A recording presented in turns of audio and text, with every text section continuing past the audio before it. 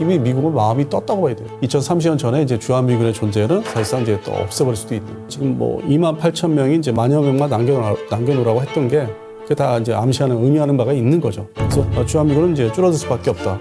그래서 최종적으로 2030년대 가면은 말 그대로 기지만 관리하는 뭐 5,000명 단위도 될 수도 있어요.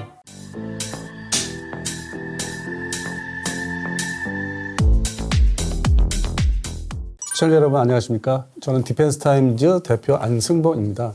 요즘에 이제 유튜브 여러 방송 채널들이 있어서 좀 많이 왔다 갔다 하고 있습니다. 이쁘게 좀 봐주십시오. 시진핑이 27년도까지 자국군한테 그 중국, 대만을 이제 들어가기 위해서 현대화시켜라. 근데 이건 1단계 사실은. 2단계가 따로 있기 때문에. 그렇게 해서 이제 그 명령을 내리니까 중국 공군이 스텔스 전투기 J-20이라고 있는데 주력기가 실전 배치된 게. 21년도만 해도 이제 공표된 일본에서 나온 자료를 보면은 18대였거든요. 21년도에. 코로나 그때.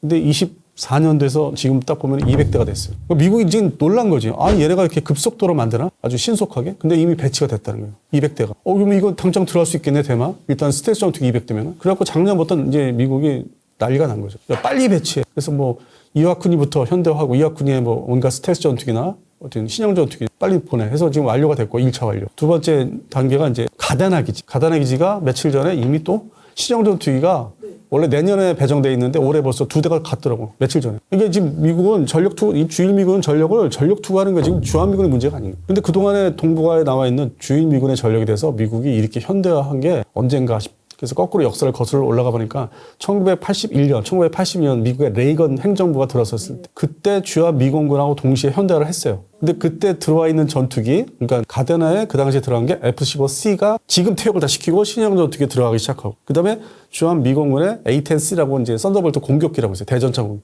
그거를 비슷한 시기에 배치했는 거 이제 퇴역을 이제 9월 달까지 없애버리고 그러면서 한쪽 주일미군은 현대화, 이게 새로운 전투기들이 다 이제 배정돼서 막 들어가는데 주한미군군에는 먹다 남은 뭐처럼 자기들의 속셈은 이게 합해놓을 수밖에 없고 왜냐면 거기 때려 부시고 있으니까 기지를 재건하고 있으니까. 근데 이제 우리 대한민국 국민들을 상대로 보도자료 낸 거는 뭐 현대화를 했다. 그리고 이제 해당되는 또 기사를 처음 쓰신 기자분은 이게 스텔스 성능이 있다. 아니 무슨 F-16 스텔스 성능이 있어. 이게 4세대, 4.5세대인데 말도 안 되는 이제 막 이상한 기사를 내요. 그러니까 이 정도로 그냥 오로지 주한미군의 어떤 뭐 이게 문제만 얘기하는데 이미 미국은 마음이 떴다고 봐야 돼요. 조용히 한국한테 옛날 노무현 정부 때처럼 불만을 안 사고 시끄럽게 안 하고 주저앉혀야 되겠다. 그리고 기지는 계속 존속을 시킨다. 그러면 이제 대한민국의 대표적인 기지가 평택기지 있고 오산, 군산 있고 그다음에 저쪽에 이제 대구로 내려가면 이제 칠곡 외관. 거기는 이제 전투물자 보관소가 있어요. 그건 KTX 타고 가다 보면 보여요, 이렇게. 그다음에 유사시에 이제 뭐 물자가 또 미국한테 가져와야 되잖아요. 그래서 부산에 팔부두가 이제 그 항공모함이 들어올 정도인데 그것도 유사시에 뭐 공격을 당하면은 이제 배가 이게 들어가는 그 한국 입구가 그게 하여튼 뭐 해운대 쪽이나 그쪽에서 다 광안리 다 이렇게 보면 볼 수 있는 기지인데 공개돼 있으니까 1, 2, 3, 4 이렇게 5, 6부도 신항까지 만들고 있지만 그게 또 불안하니까 그 외곽에 용호동의 해군 작전사. 근데 우리가 쓰는 기지인데 사실은 이제 같이 쓰는. 근데 그걸 대놓고 얘기한 적 없어요. 근데 항상 그 기지가 만들어진 이래로 거의 20년 가까이 되는데 미국 항공모함은 다 글로 들어요. 뭐 전투하면 다 행사를 하면 또 외국배 다 글로 들어. 그 정도 넓게 유사시에 연합전력이 들어올 수 있는. 근데 또 미국 입장에서는 이것도 모자라. 그러니까 제8부두 그다음에 용호동의 해작사 이것도 모자라니까 제주 해군기지를 만들게 합니다. 그게 평택기지 만들 때 같은 시점에. 그때 데모 아주 극심했었죠. 반대하고. 근데 그거를 대놓고 이 진보 쪽에서도 데모를 하는데 언론에다가 대놓고 이거 미군 기지가 절반을 쓸 거 이걸 얘기를 안 하잖아요. 걔들도 좀 그렇더라고요. 그래서 근데 이제 무기 매니아 입장에서 볼 때는 그때 이제 월간지 하는 입장에서는 저거 항공모함 들어올 텐데 유사시 보급기지인데 중국군하고 상대로 해전하다가 뭔가 파괴되고 수리해되면 글로 들어올 텐데 제일 가까워요. 그리고 그 전에 후쿠오카 공항에서 이제 고속버스 타고 가면은 사세보항이라고 이제 1시간 거리 있거든요. 네, 부산도 가깝지만 대마도 되게 가깝고. 근데 사세보가 주위 미 해군기지 또 최전방 기지, 우리 부산 쪽으로 나와 있는 사세보. 근데 거기도 옛날부터 항공모함이 들어오는 기지. 그러니까 도쿄 근방에 요코스카. 항공모함 기지, 사세보, 팔부두, 그다음에 용호동, 부산에, 그다음에 제주 해군기지. 20년 사이에 다 완성을 한 거예요. 그러니까 기지 중심으로. 그러니까 병력은 유사시에 이제 투입을 하면 되기 때문에 평상시에 그러한 그 전투 병력을 놓을 필요가 없는 거죠. 기지만 확보되면은 그래서 지금 현재 체제가 주한미군의 체제가 이제 그런 기지. 최근에 기사 나왔어요. 한 일주일 전에 어떤 그 미국에 계신 그 박사님이 결국에는 그 주한미군은 기지 중심으로 바뀔 것이다. 그러니까 철수라는 게 병력이 떠나는 거지 한반도에서 주한미군의 존재가 아예 사라지는 건 아니다. 근데 상당히 이제 뭐 좀 발전을 하는 거다, 형식이. 유사시에 기지가 되게 보급 기지, 들어갈 수 있는 기지. 왜냐면 지금은 항공 수송기, 뭐 C-17 수송기라든지 C-5가 유사시에 언제든 본토에서 뭐 날라와서 병력을 내려놓으면 되기 때문에 바로 전투에 임할 수 있기 때문에 전투기도 날라오면 되고 공중급을 받아서. 그러니까 전방에 중국과 1시간 거리에 있는 전방에 이렇게 희생될 수 있는 제일 가까운 거리지만은 놓지 말자. 일단 뒤로 빼자. 그리고 반대로 이제 주한미군 신임사령관이 언론 보도에서 그것도 한 보름 전에 한반도에 이렇게 우리가 보통 이렇게 북한이나 중국 상대로 지도를 이렇게 돼 있는데 그걸 돌려가지고 그래서 생각을 해봐라. 근데 우리는 답을 못 내. 저 사람이 무슨 의도로 무슨 생각으로 이렇게 뒤집어서 보여줬을까? 근데 반대로 공격당하기 쉽다는 얘기죠. 그러니까 주한미군 존재가 이게 먼저 공격당하고서 희생당하고서 이걸 뭘 한다는 게 의미가 없고 실제 주전력은 지상군 전력이고 그것도 뭐 한줌이고 그러니까 이제 일단은 좀 가라앉혀야 되겠다. 수준을 낮춰야 되겠다. 그러면서 좀 앞뒤가 안 맞는 게 뭐 그 주둔 비용 그거는 또 뭐 엄청나게 달라고 지금 반대로 또 우리 새로운 정부는 전작권 그 전시작전권을 또 받아야 되겠다. 뭐가 또 앞뒤가 안 맞는 서로가 실제 미국의 국방성이 이제 생각하는 건 이제 그게 실제 작전을 생각하는 거지 뭐 돈을 더 주세요. 뭐 아니면 그런 뭐 전시작전권 가져가세요. 물론 이제 전시작전권을 주면은 일단은 1차적으로 이제 미군이 한반도에서 좀 자유롭긴 하죠. 처음에는 대한민국 국군 국민들이 희생이 되니까 마치 이란, 이스라엘, 뭐, 그런 지금 하마스, 헤즈볼라 같은, 그 다음에 러우 전쟁, 우크라이나 같은 이 고층 빌딩이 지금 뭐 이렇게 막 짓고 있는데 20층 이상. 우크라이나 시내를 보세요. 지금 현재 며칠 전에도 러시아가 탄도탄 쏘고 드론에서 방송도 했던데 KBS에서 어떻게 고층 빌딩이 문제가 있어서 파괴가 되는지 다 망가지는지. 그래서 앞으로 건축 방법이 바뀔 것이다. 아까 얘기까지 했어요. 보도에서. 그래서 그런 측면에서 우리가 희생이 서울 수도권이 엄청날 거예요. 근데 그거는 대한민국 사람들이 감당할 문제고 우리는 일단은 막어. 중국을 일단 다시 돌려보내야 된다. 중국 본토로 대만까지 내려오면. 그래야만 이제 태평양에서 패권, 사실상 전 세계적인 패권을 저희가 유지할 수 있기 때문에. 그러니까 한반도는 우리한테 책임제. 그러니까 좋게 얘기해서 네가 책임져. 나 신경 못 써. 나는 저 거대한 중국군을 막아야 되고. 자, 일본 자위대 같이 해상자위대가 싸우면서도 저 블라디보스토크 거기 아마 또 찝쩍거릴 거야. 그 기사 났어요. 저는 전부 다 알고 있었는데 찝쩍거릴 테니까 항공자위대가 우리 미사와 기지, 아오모리현 미사와 기지에서 양국의 F-35 스텔스 전투기를 공동으로 운영을 하면서 막자. 계획이 이제 그렇게 진전되고 있고. 그래서 그런 관련돼서 전력 증강을 급속도로 그쪽에 하고 있고. 그다음에 이제 저쪽에 러우 전쟁 하고 있는 쪽에 나토군한테는 그 근본 자체가 미국이란 나라가 역사적으로 이제 근본의 흐름을 보면은 유럽에서 일단 1차적으로 서유럽에서 사실 다 넘어왔잖아요. 영국에서 뭐 이태리, 뭐 독일에서. 그래서 이제 자기들이 그 지배층이 되면서 동유럽 사람들이 오고 뭐 중국 사람들이 오고 뭐 흑인들 데려오고 그러니까 그런 측면에서는 근본 뿌리가 이제 미국 사람들은 사실 아직도 지배층이 서유럽에 있기 때문에 서로 잘한다는 거예요. 어떤 습성과 군사력에 대한 거. 예. 그리고 냉전 때 나토군을 같이 운영을 해봤고 대규모로. 그래서 탈냉전 30년 지나면서 이제 흐집이 됐지만 다시 재건을 해야 되고. 그래서 네가 좀 돈 좀 써. 나 지금 여기야 중국군 이거 만만치 않아. 이게 첫 번째 적이야. 그러니까 나토에서 러시아 네가 막어. 너희들이 나토 만들어놨잖아. 미국이 만들어줬으니까. 그러니까 올망졸망한 나라들이 있고 근데 주도한 나라는 영국, 프랑스, 독일, 이태리고 거기 중심으로 옆에 있는 뭐 네덜란드, 스웨덴 다 뭉쳐서 한번 이렇게 막어. 돈도 쓰고. 그다음에 무기 만들려면 만들 수 있잖아. 우리 미국제 무기 수준으로 만들 수 있고. 그다음에 영국, 프랑스가 핵무기를 일단 가지고 있고. 그래서 압박을 든 거예요. 네가 지금 책임져. 그 서로 이렇게 결별하자 헤어지자가 아니라 그동안 그렇게 해줬으면은 독자적으로 좀 하고 만약에 뭐가 모자라면 내가 이제 우주 전력이라든지 뭐 정보전 이런 건 내가 할 수 있어. 그러니까 눈에 띄지 않는 사람 중심이 아닌 거는 지원을 해줄게. 한반도도 마찬가지. 뭐 정보전, 뭐 사이버전 이런 거 정보에 대해서는 지원을 한다 이거죠. 눈에 안 보이는 거는. 근데 눈에 드러나는 희생되는 거는 그러니까 나토 쪽에 독일도 중심 있죠. 영국, 프랑스. 그다음에 한반도 대한민국한테 강조를 하는 게 지금 저기 있잖아요. 이스라엘, 이란전. 이스라엘군 혼자 다 하잖아. 혼자. 아니 이스라엘군 혼자도 하고 우크라이나군 혼자 다 하잖아. 미군 없잖아. 그다음에 대만군도 죽어난 사람 혼자 일단은 하잖아. 근데 왜 대한민국이 못해? 이해가 되시죠? 그러니까 저렇게 혼자도 이렇게 싸우고 근데 지원을 하죠. 미국이 하는데 병력 자체는 혼자 좀 해봐라. 그러니까 지금의 상황이 그런 상황이에요. 재래전력은 그 20년 사이에 2003년도 이제 제가 이제 이쪽 뭐 업무를 하면서 살아오면서 20년 사이 2005년 기준으로 해서 그 당시 이제 노무현 정부였는데 뭐 제가 뭐 특정 정파 이런 걸 얘기하는 게 아니에요. 시점을 정확히 말씀드리고 그 당시에 국산 무기의 어떤 그 소위 진짜 국산 무기들이 개발이 본격화되는 시점이 그때 이제 완성을 눈앞에 두고 2005년도에 딱 20년 전에 지금의 K방산 그 수출되는 게 다 그때 아주 본격적으로 이게 드러나고 공개되고 해가지고 실제 지금의 유튜브 쪽에서 군사 쪽을 좋아하시는 그 매니아들은 성향이 KF실 그것 때문에 된 거고 그 당시에 매니아들 형성이 됐었어요. 20년 전에. 그때는 이제 블로그 중심이었는데 그때 K2 전차 요런 이제 나머지 그런 것 때문에 또 그 당시에 20년 전에 그 매니아층이 달라요 지금하고. 블로그 온라인 상황이 중심이었고. 근데 지금은 KF21 때문에 유튜브 상에서 또 이게 서로가 다른 사람들이야. 내가 상대를 해보니까 완전히 다른 사람들이에요. 똑같은 사람들이 아니에요. 플랫폼에 따라서 발전, 그 성향, 사람들이 다 달라요. 저는 이제 1세대에서 종이 세대로 시작했기 때문에 90년도부터 저희 90년대 다 어느 정도 종이들이 잡고 있었죠. 그러다가 2000년도부터 이제 온라인. 우리가 보면서 사진 찍어서 올 사진이죠. 그러다가 이제 스마트폰 시대부터 유튜브로 넘어온 게 한 2015, 16? 본격화된 게 2018년도예요. 그러니까 플랫폼 단위, 정부 단위 이렇게 생각을 다 이렇게 딱 분류를 해보면은 대한민국의 이제 방산, 무기가 강력해지기 시작한 게 지금 K방산은 이제 유명하지만은 2005년부터예요. 근데 이제 그걸 개발이 끝나면 이제 많이 배치를 해야 되잖아요. 뭐 K9 자주포처럼. K9 자주포가 실제 처음 이렇게 이 분야에서, 군사 분야에서 알려지기 시작한 거는 이름들이 뒤에서 돌기 시작한 게 1995년도.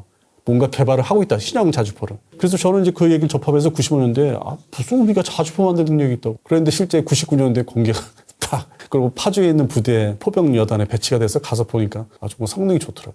그리고 이제 2000년, 2001년 뭐 연평도 뭐 그때 이제 활약을 했었고 그 이후에. 그리고 이제 수출 시장에서 아주 뭐 베스트셀러가 되고 있고. 그래서 이제 그런 것들이 이제 다 배치가 다 끝났어요. 그 K55A1 개량형이죠. 자주포가 그것도 천여문이고 그 면허 생산이야, 라이센스. 미국제로 우리가 그대로 도면받아서 생산한 거고, K9 자주포는 우리가 설계해서, 우리가 이제 다 완성해서 생산했는데 그것도 천여문. 근데 전 세계적으로 이제 흔히 유튜버에서 한참 유행할 때 전 세계에서 이렇게 자주포, 자력기동하는 이 포가 2000 어문을 보유한 나라가 아마 이 뭐 5손가락에 꼽는다고 그러더라고요. 상당히 우리가 엄청나게 갖고 있는 나라. 생각보다 저희가 그 K 타격을 엄청 심하게 입을 그런까지는 아닌 거라고 봐야 될까요? 전쟁 초기 정도에? 근데 일단 맞기 시작하면은 민간인들이 앞서 말씀드렸잖아요. 우크라이나 전쟁을 보면은 건물도 파괴되는 건 순식간이에요. 이게 뭐 빌딩이 그냥 한쪽에 다 허물어지고 그럼 그 안에 있던 사람들 다 죽는 거고.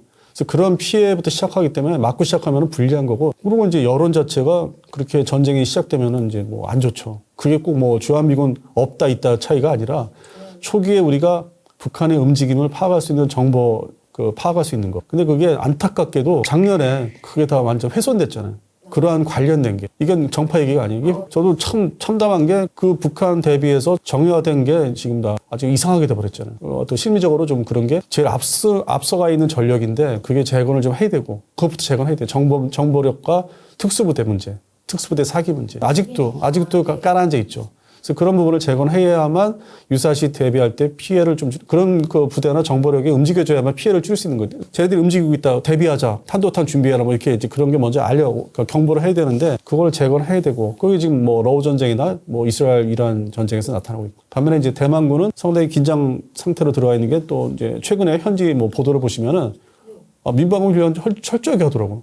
대피 훈련. 그것도 뭐 우리가 옛날에 뭐 그 군사 정부 시절 때 그 수준만큼 막 강화시키더라고요. 그래서 그 TV 화면을 이제 보도를 보면서 저기 얼마 전에 놀러 갔는데 저기다 훈련하는 길거리에서 막. 그래서 오히려 대만이 이제 뭐 눈앞에 닥친 현실이다 생각하기 때문에 우리보다 더 적극적이죠. 그래서 우리는 뭔가 이것도 저것도 아닌 상태로 지금 25년도가 지금 그렇게 지금 되고 있고 이게 수습하는 시기라서 이제 그런 것부터 우리가 추스려야 되지 않을까. 그래서 제네시 전력은 어떤 밑바탕은 돼요. 그다음에 이제 어떤 심리적인 측면에서 국민들이 좀 이렇게 정리가 돼야 되고 그런 면에서 군의 어떤 병력 특수부대 문제, 정보부대도 정리가 돼야 되고 그런데 이제 결정적으로 우리가 핵무기가 없잖아요.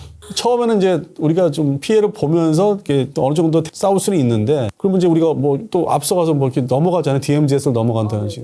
그럼 이제 그때는 이제 김정은이가 이번 기회에 서울을 없애버리자. 그리고 이 한반도의 유일한 수도는 우리 피양이지 서울은 아니야. 저건 떨거지야.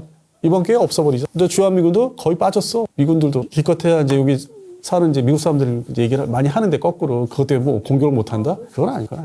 그 언론에서 그냥 하는 소리고. 그 다음이 이제 재래식 전력에서는 어느 정도 붙을 수 있는데 특히 항공 전력이 또 우리가 우세하고. 근데 이제 끝에 가서 이제 핵무기를 이제 보트를 누르면은 히로시마 나가사키 모습이 되는 거죠. 그리고 이게 이제 원폭이라는 게 히로시마 나가사키는 20킬로톤, 20K톤이라고 해서 지금 가면 흔적이 없잖아요. 그 관광 가면은. 근데 뭐 최소한 지금의 단위는 전술 핵무기의 그 파괴력 단위는 40킬로톤이 최하기 때문에 그리고 또 북한은 소형화를 못 시키기 때문에 그냥 무지막지항을 그대로 하면은 뭐 그게 중심지 대통령실이 아직도 용산에 있다 하면은 이제 거기 피폭 중심지에서 빵 터지면은 이제 여기까지 수도권. 그런 영화들이 있었는데 순간 뭐가 빛이 빵 했는데 나는 사라지는 거예요. 그런 아주 뭐 어마무시한 상황이 이제 있기 때문에 함부로 지금 이제 현재 기준, 여름 기준에서 재래식 전력에 대해서 우리가 앞선다고 해서 좋아할 게 아니다. 제가 연초만 해도 재래식 전력 이제 이게 방송을 이제 해설해주기 위해서 재래식 전력 우리 만만치 않아. 우리도 성장 20년 사이 많이 했다 했는데 그게 이제 이렇게 또 이렇게 퍼지잖아요. 그러니까 그걸 보는 이제 뭐 미국에서 이게 뭐 유튜브부터 금방 볼 수 있으니까 번역기 돌려서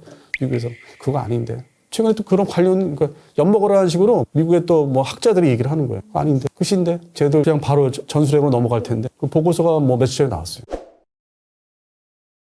그러니까 주일미군은 이제 강력하게, 아주 긴급하게 강력하게 만들고 있고, 내년하고 27년도 완성되고 있고, 완성되는 해고. 이제 그러다 보니까 이제 이거 목적이 전쟁을 먼저 뭐 하겠다는 게 아니에요. 내가 이렇게 준비를 급하게 급속도로 놔도 했으니까 너 일 벌리지 말라는 경고예요.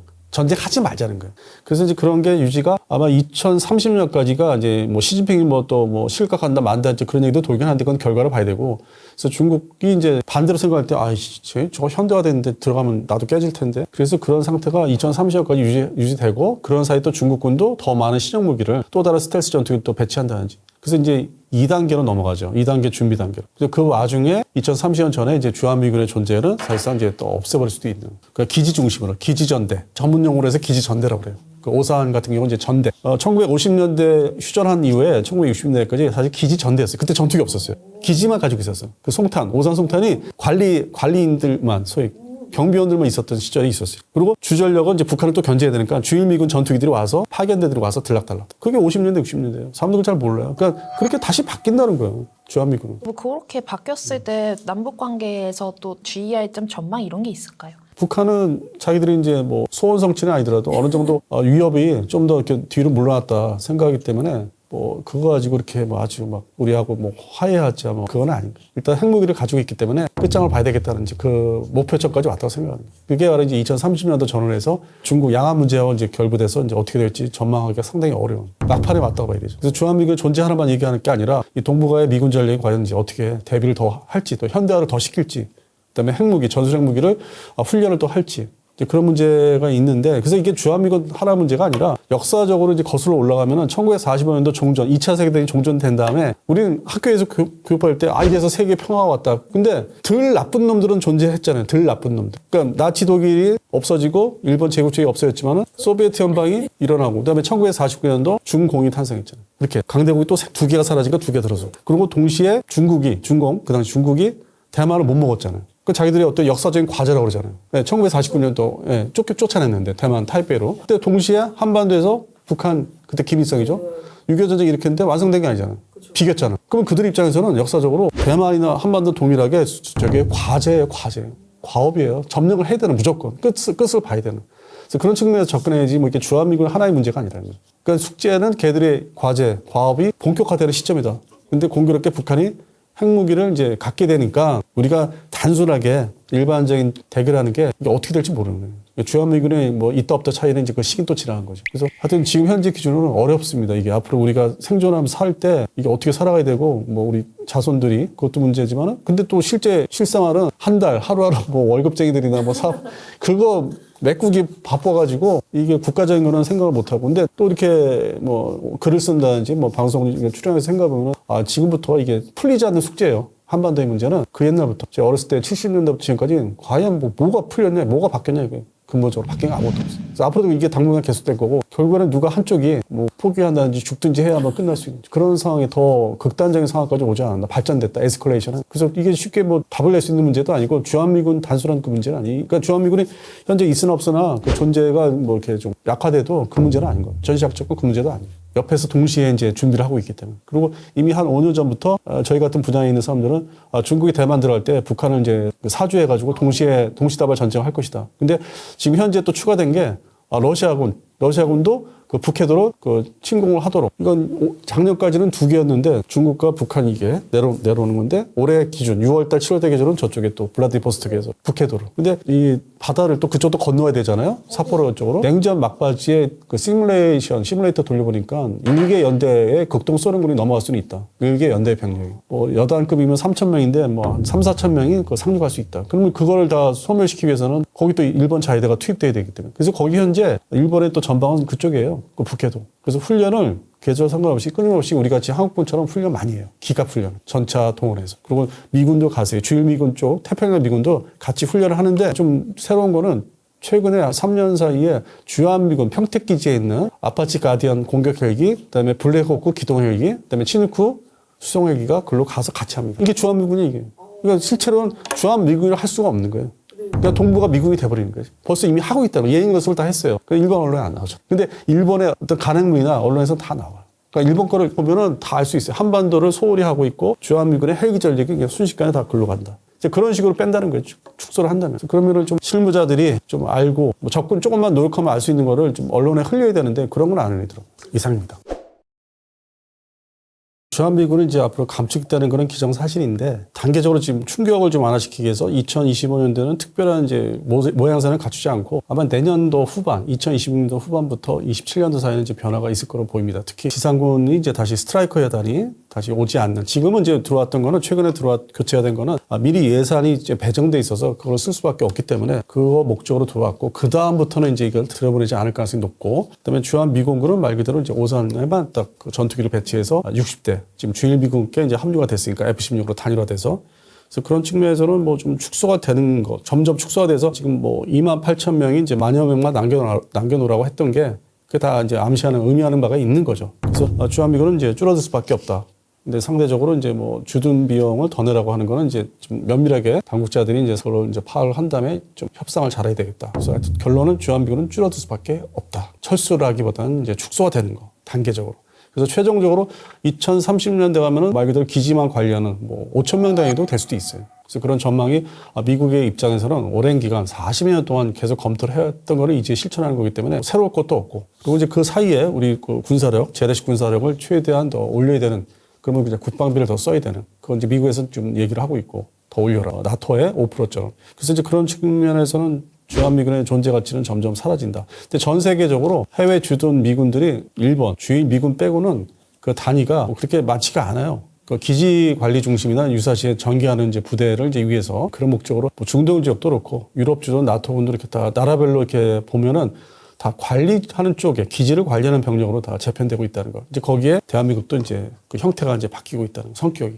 다만 이제 주일미군, 주일미군은 좀 더 변화가 있을 것 같고. 그래서 주한미군이 하여튼 뭐 줄어드는 거는 맞습니다.